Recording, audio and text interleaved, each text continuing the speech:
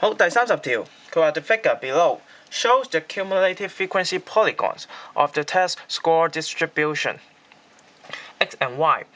好啦，咁咧 M1, R1, S1 be the median, range and standard deviation of x respectively, while M2, R2 and S2 be the median and range and the standard deviation of the y respectively. Which of the following are true？ 咁唔同嘅測驗佢嗰個分佈圖喺呢幅圖啦。咁記住 cumulative frequency 嘅話咧，佢哋一定加到咧最大嘅，即係最盡嗰度咧，呢度咧係會加到其實係去100% 嘅，係啦，就係咁。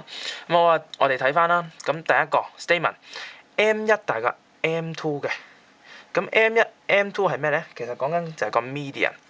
咁 median 咧就係50% 個位咯。咁我哋喺50% 個位箭嘴叉翻落嚟。咁其實我哋會見到咧，呢個係 M1 啦，呢個係 M2 啦。咁好明顯 M2 大過 M1，而個 statement 話 M1 大過 M2，好明顯錯嘅。咁如果一係 incorrect， 好明顯都係 C 㗎啦個答案。咁但係我哋要睇埋啦。佢話第二個 statement R1 大過 R2 嚇，R1 係咩咧？係個 range。咁對 X 嚟講咧 ，R1 就喺呢度。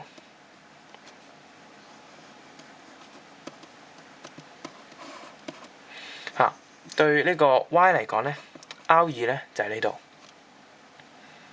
咁好明顯 R1 而家係大過 R2 啦。嚇，咁所以咧係啱嘅。而最後一個就講個 standard deviation。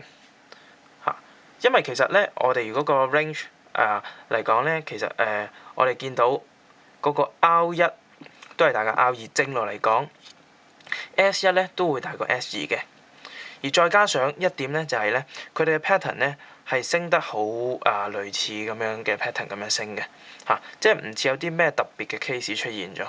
咁所以咧如果係冇一個咩特別情況出現之下咧standard deviation 同埋個 range 咧都會係現個 same pattern 嘅。咁所以咧答案咧就係 C 啦。